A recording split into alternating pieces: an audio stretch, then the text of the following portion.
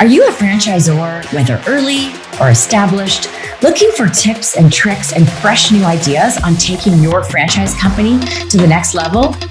I'm Angela Cote, and I call myself a franchise growth catalyst. I use my experience having grown up in the world of franchising, spending many years on the franchisor side of the franchise relationship, lots of time out in the field supporting franchisees, and then 18 years myself as a multi-unit franchisee. I'm super passionate about creating transformational impact to help franchise companies grow. If you are looking for ideas, we talk about anything from franchisee recruitment, how to find the best franchisees that are going to be the top performers in your brand, to how to support them to really optimize their output.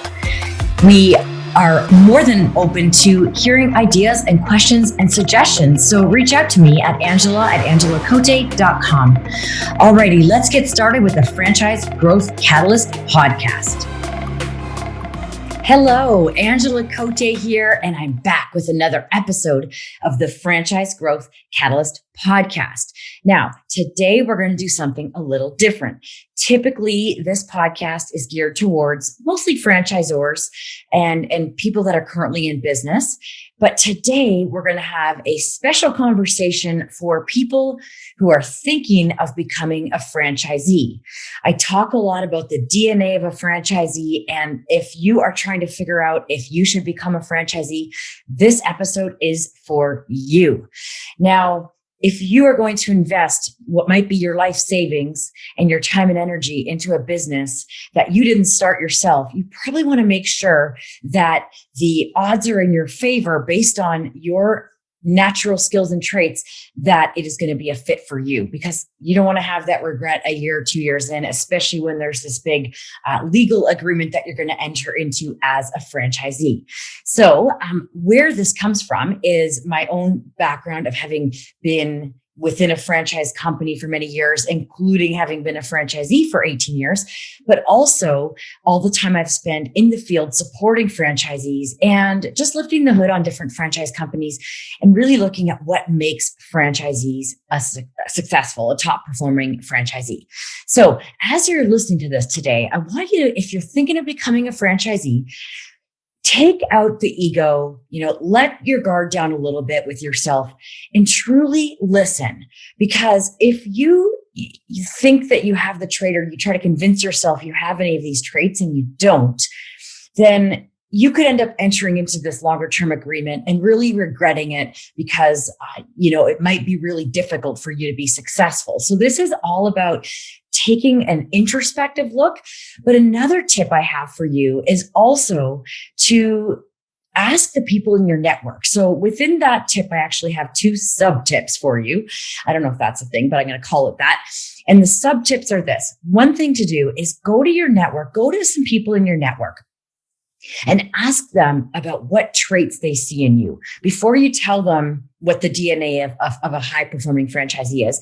Say like, hey, whether it's your spouse or your family members, it could be, an extended family member that is a little bit more removed, and it could be a former teammate, coworker, former employer, where you go to them and you say, like, what are the traits you see in me that are the things that make me successful in what I do? What are my top strengths, kind of thing.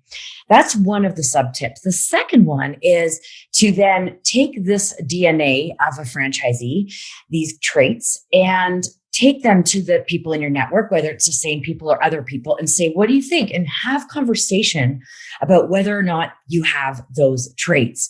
Again, this is truly in your best interest. If you don't have these traits and you go in and try to be a successful franchisee, you just won't be happy. So we are going to go through these traits and talk through them. I'm going to try to help you think about ways to kind of figure out if you have them. And by the end of this, you'll have a pretty good idea of what you need to be a successful and high performing franchisee. And remember, it's not about being right or wrong. It's about finding you an opportunity where you will thrive.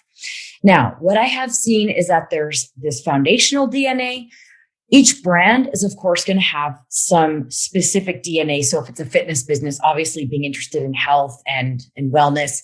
If it's a salon, maybe having some interest in the beauty industry. Food, that one's obvious, and so on. If it's something like a carpet cleaning franchise, it might be a little less obvious, but maybe the idea of being in the service industry, or maybe there's something else about it that might have its unique traits. So let's get into the foundational traits. Now, whether you call these traits or not, or key success factors is sort of separate from this. But let's start with number one, is being financially prepared. So often overlooked by people is they think that, okay, it's a proven concept that it's going to like take off from the start. But really, you've got to ensure that you've got enough budget for the upfront investment and some working capital. So I usually say that you should be prepared to have 6 to 12 months of working capital and income available, or maybe you've got a secondary household income so that you aren't counting on having a salary from day one. It's very uncommon. If you can find a franchise that there is that and it fits for you, that's fantastic. But most franchise companies, most businesses, it's going to take a little while to get things going, even though there's a system in place. It'll go faster than if you try to do it all by yourself, but it will still take a little bit of time. Next up is being systems oriented. So people who gravitate towards following systems and processes are naturally going to thrive more in a franchise than those who prefer to be creative and frequently trying something new. Veterans often make great franchisees because they've experienced in great depth the value of following a system, and they have great leadership. So regarding the being systems oriented, think about your past and consider whether you've been in a situation where you've had to follow a system and whether you were truly okay with that. And better yet, have you ever been in a situation where you had to follow a system that you didn't agree with? Because as franchisees, sometimes we've got to put the greater good of the company aside, above our own needs, and put our own needs aside so that we can work to protect everybody's best interest. So number 2, systems oriented. Number 3 is having a touch of entrepreneurialism. And what I mean by that is, as a business owner, it's your responsibility to grow your customer base. And this typically takes a level of creativity. And so that, there might be guidance from the franchisor, but that could mean anything from like how you're going to go out and get customers to how you're going to maybe incentivize your staff and create a good team. So this is really related to your tendency to take initiative and your ability to problem solve, but being able to do that within a system. Next up is having brand loyalty or passion for the brand. If you don't absolutely love the brand, it's going to make it really hard for you to have the motivation to build and grow the business. You really need to be excited about waking up every day and putting your primary attention to this business. It's going to be a lot more challenging for you to get creative and attract customers and clients and to inspire your employees if a franchisee is not, if you're not excited about what the offering is. So ask yourself what it is that excites you about the brand and reflect on whether that passion is likely to be sustainable. And it might not be the product or service offering itself. It might be the brand, or might be the company or the people behind it. So there's got to be something that's sort of igniting a spark within you about this opportunity. Next up is family support. So starting a new business, even one with proven systems, is still a big deal. And it does bring a lot of weight on the franchisee's shoulders. There's long days, the financial burden, pressure to perform, and sometimes things don't pick up as quickly as franchisees expect it to because it's still a new business. So the most successful franchisees tend to be those who have family members supporting them through the ups and downs of being a business owner. So if your family's not supportive of this idea, or you don't have that kind of family support, it's something you really want to give some thought to. It could be a good friend as well. It doesn't have to necessarily be immediate family. So it might be, people that will, whoever it is in your network that will step up and have emotional support, pep talks with you, maybe even provide financial security if you need it at some point.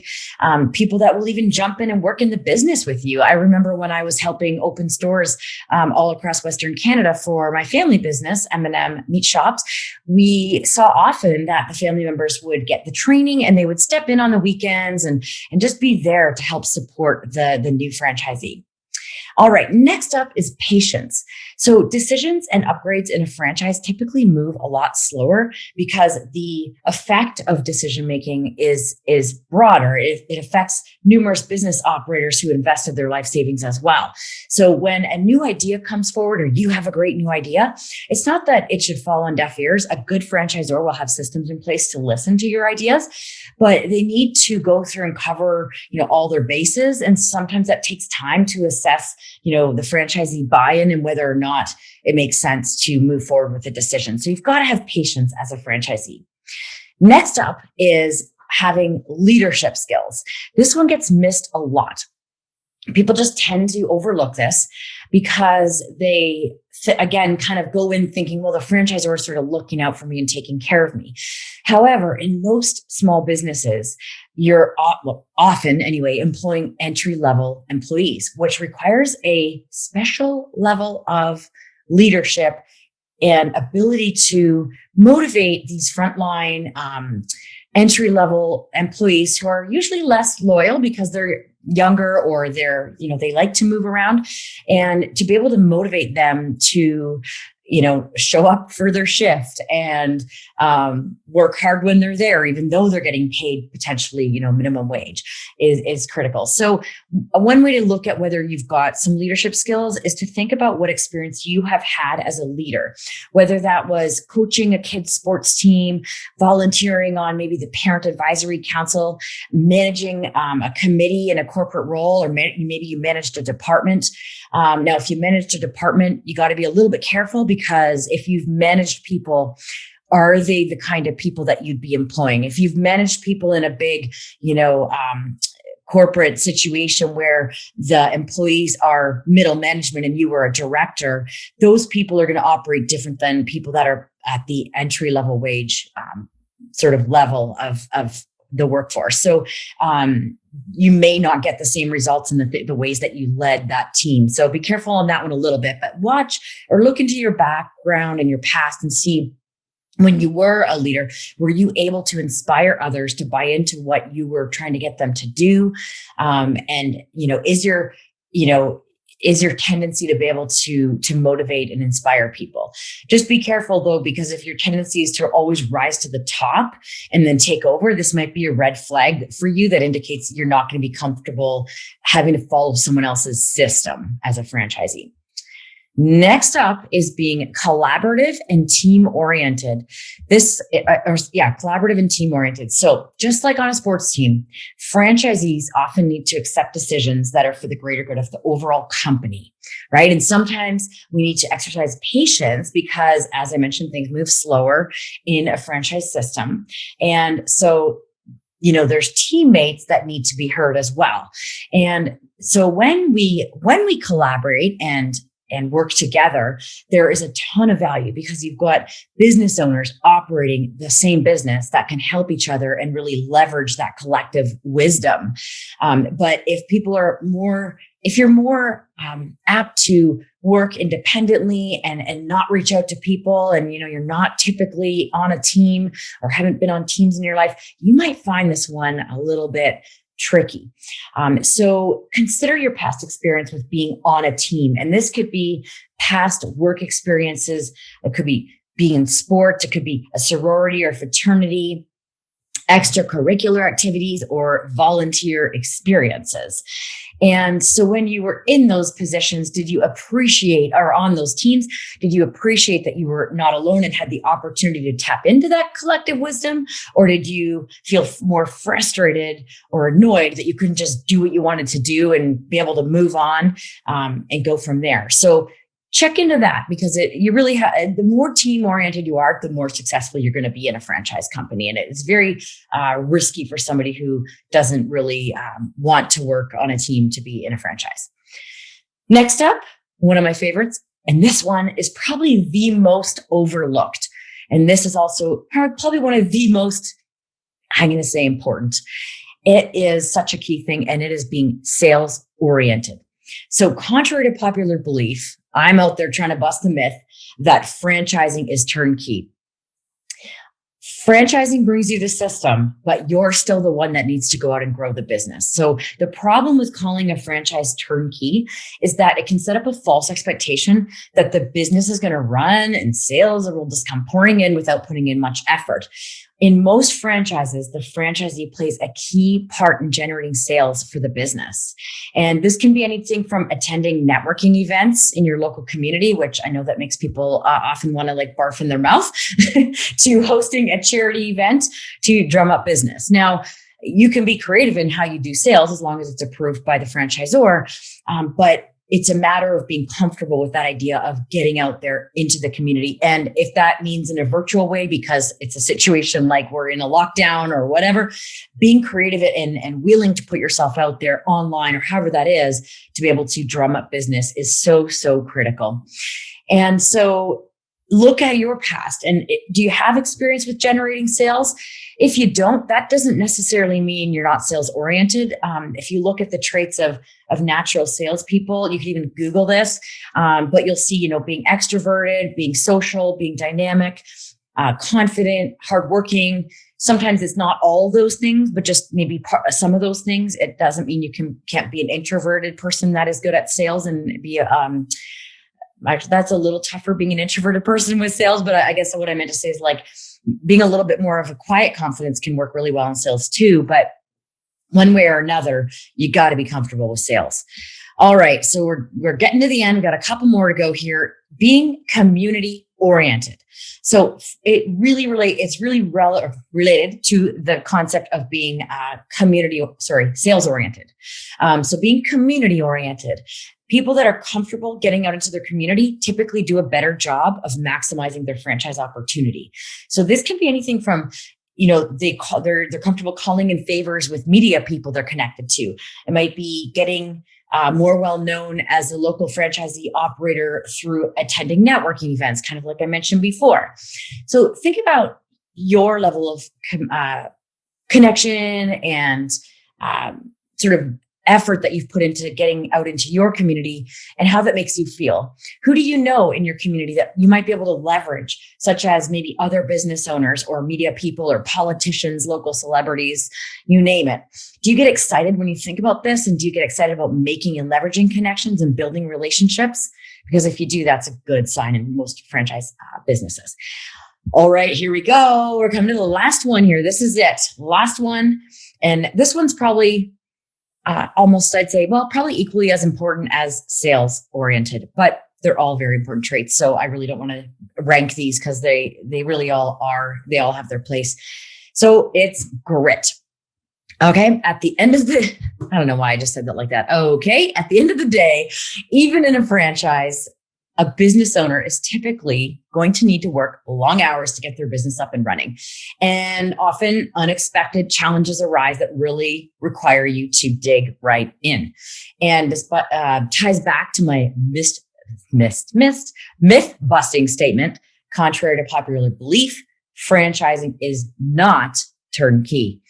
And I have lived and breathed this when I used to support franchisees with their initial grand openings and they're kind of getting open, and saw that they would come and they would show up and they would think that, okay, this is a franchise, so I'm just going to show up, and the franchisor, which was me at the time in the field, is going to help me get this business up and running and kind of do the work. It's just not true. Having to work hard it's commonly overlooked because people think, proven systems mean everything just flows. Whether a franchise it's a franchise or an independent small business, there's always going to be challenging times that come and go that require a dig in approach. So franchisees that don't have grit tend to be the lowest performers in the franchise system. So think about yourself and think about how many hours you typically work currently, and about whether you value your free time over the notion of putting in time to advance yourself. Are you willing to give up some of that free time when necessary, to work hard in the business? Sometimes, all of a sudden you've got staff calling in sick and now you're the one that needs to go and jump in. If you really like your, 9 to 5 and your sort of freedom of knowing when your schedule is and how many hours you're working, you're probably not going to be happy as a franchisee. All right, there you have it. The 10 traits or DNA of a high performing franchisee. I will just run through them really quick here. Being financially prepared, being systems oriented, having a touch of entrepreneurialism, having passion or loyalty for the brand, having family support, having patience, having leadership skills, having a collaborative team oriented mindset, as well as being sales oriented, community oriented, and having grit. There you have it. As you can maybe tell, this is an area of passion of mine, having been a franchisee and having been on the franchisor side and now working with many different exciting franchise companies that are growing. If you have questions about this, feel free to send me a message wherever you are listening to this, if it's on social media, or you can reach out to us at angelacote.com, and we will try our best to answer your questions. But at the end of the day, make sure that you are really being introspective about whether or not this is going to be a fit for you. And then don't forget to find out what are the traits for the specific brand that you're looking at, what type of things are important, in addition to these 10 particular, traits for in general, high performing franchisee. There you have it. Have an awesome day. Now go be awesome.